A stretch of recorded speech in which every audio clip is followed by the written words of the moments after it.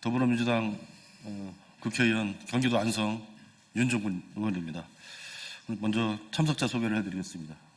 우리 경기도 광주의 안태준 의원님 참석하셨습니다. 전남 순천의 김문수 의원님 참석해 주셨습니다.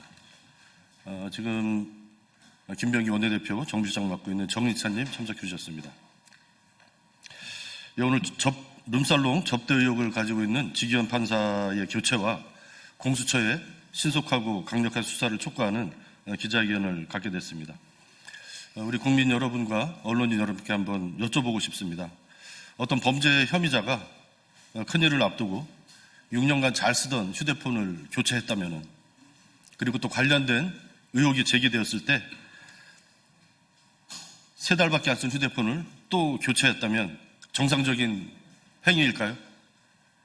정상적인 수사기관이라고 한다면 범죄 혐의가 짙은 이런 행위에 대해서 강력한 수사를 하게 될 것입니다. 이 사람은 다름 아닌 지기현 재판관 얘기입니다. 지기현 판사는 윤석열 구속 취소를 청구하던 당일 6년간 잘 쓰던 휴대폰을 교체했습니다. 그리고 유흥업소인 룸살롱 접대 의혹이 제기되자 이틀 만에 3달밖에 안 쓴 휴대폰을 또다시 교체했습니다. 숨기려는 자가 범인일 것입니다. 은폐하려는 자가 범인일 것입니다. 그럼에도 불구하고 대법원 윤리감찰관실은 봐주기로 일관했습니다. 지기현 판사는 국민의 신뢰를 잃었습니다. 대법원의 국민 불신 또한 초래하고 있습니다. 이에 우리 더불어민주당의 최초로 지기현 판사의 룸살롱 접대 의혹을 제보받은 당사자인 정의찬님의 진실을 밝히는 기자회견을 갖도록 하겠습니다.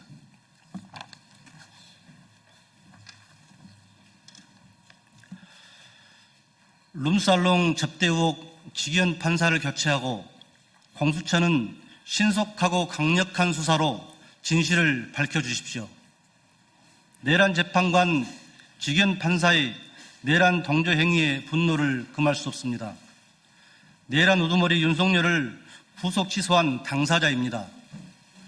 윤석열을 단 한 차례도 출석시키지 않고 궐석 재판을 허용하고 위헌법률심판제청 재판에는 출석시키며 재판 쇼핑을 돕고 있습니다. 단 한 차례의 공개 재판도 하지 않은 것과 더불어 지난 4월 14일부터 9월 26일까지 주일에 총 18차에 걸쳐 재판을 진행하고 있을 뿐입니다. 박근혜 국정농단 재판부가 주 3회 총 105차례 재판을 진행한 것과 비교한다면 재판 태업이나 다름이 없습니다. 이러한 지기현 판사에 대한 대법원의 제19 감싸기는 결국 내란 연장으로 기결될 것입니다. 저는 지난 5월 지기현 판사 룸살롱 접대 의혹을 더불어민주당에 처음 제보한 당사자입니다. 윤석열이 삭발된 3월 8일 새벽 평소 알고 지내던 제보자로부터 지기현의 룸살롱 접대 사진을 처음 제보받았을 당시에는 국회의장실 정무기획 비서관으로 근무하였습니다. 이후 제보자로부터 사건 전반에 대한 상황을 청취하고 해당 룸살롱을 현장 확인할 당시인 4월 29일에는 사인 신분이었습니다. 지난 6월 15일부터는 더불어민주당 원내대표 정무실장으로 근무하고 있습니다. 저는 이 사건과 관련하여 지금까지 참고인 신분으로 2차례 공수처 수사를 받았습니다. 대법원의 신속한 윤리감찰 결과 발표와 공수처의 적극적인 수사를 기대했습니다. 또한 저에게 사진을 보내온 제보자의 신원 보호를 위해 그동안 침묵하였습니다. 그러나 오늘 대법원 감사위원회는 현재까지 확인된 사실관계만으로는 직무관련성을 인정하기 어렵다는 심의 결과를 발표하였습니다. 아울러 대법원 윤리감사관실은 대상 백관 지기현은 법조 선배로서 법조인이 적은 지역에 홀로 내려와 일하는 후배들인 이들을 격려하며 밥을 사주며 친분을 가지게 돼 코로나 전까지 1년에 한 번씩 만났다며 평소 대상 법관이 비용을 지불하며 후배인 동석자들과 1차에서 함께 술을 마시는 사이라고 밝혔다는 입장을 발표했습니다.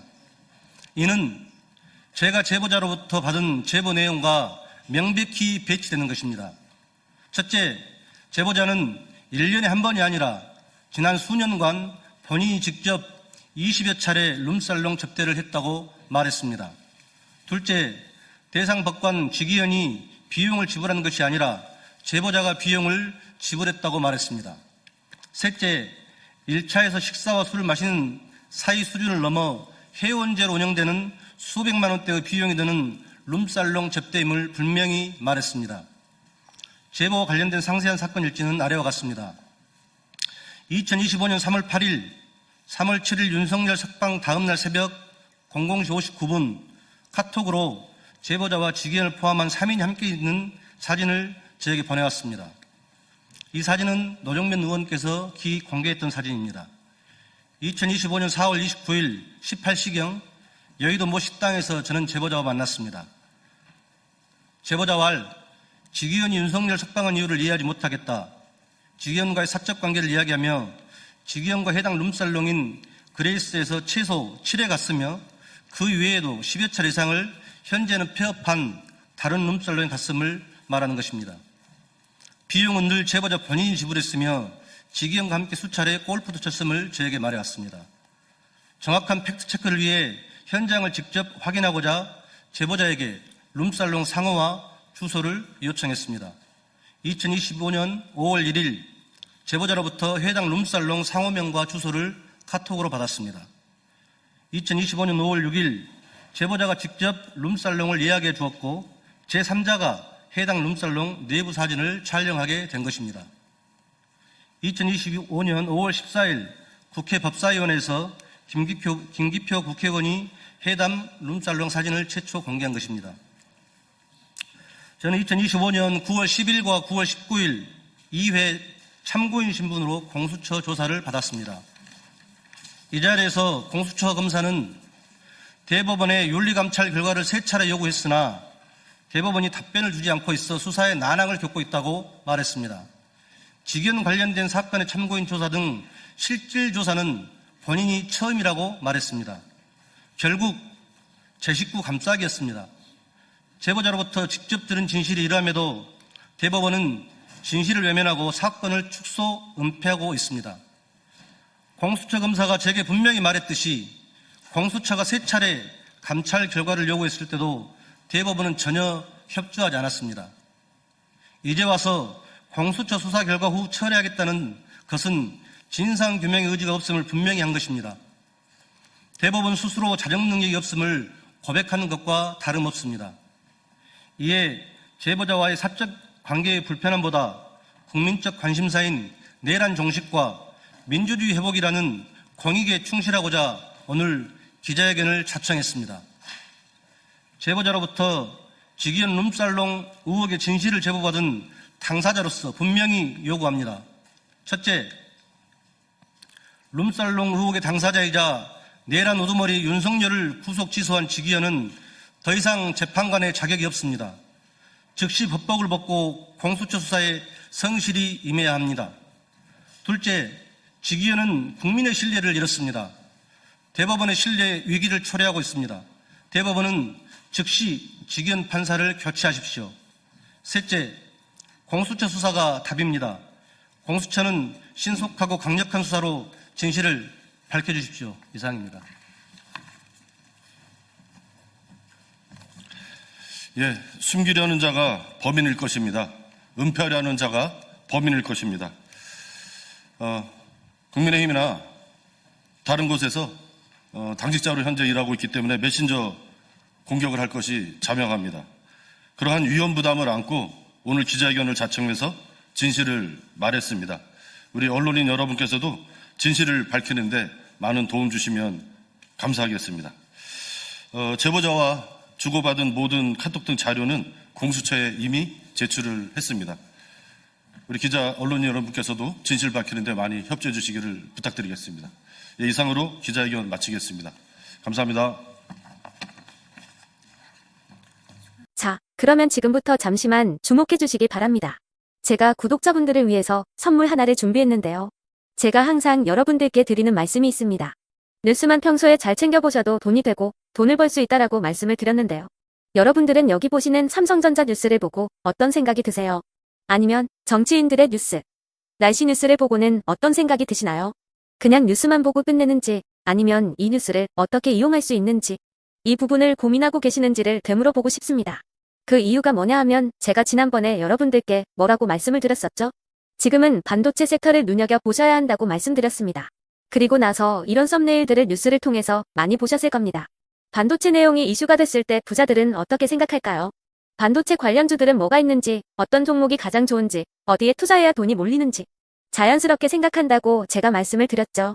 그 이유가 뭐냐 하면 부자들이 봤을 때는 이슈가 곧 돈으로 이어지고 그 이슈가 나에게 돈을 벌어준다는 경험적 확신이 있기 때문에 부자들은 항상 이런 사회적 이슈를 관심 있게 챙겨본다고 제가 말씀을 드렸습니다. 이번에도 마찬가지인데요. 제가 지난번에 시청자분들과 함께하는 주식으로 수익 내기 이벤트를 진행했었죠. 당연히 100% 무료로 진행을 했었고요. 여기 보시면 아시겠지만 제가 지난번에도 구독이라고 보내주신 모든 시청자분들께 반도체 관련주 중에 가장 크게 급등할 딱 한 종목, 많은 종목도 아니라 한미반도체 한 종목을 여러분들께 추천드렸어요.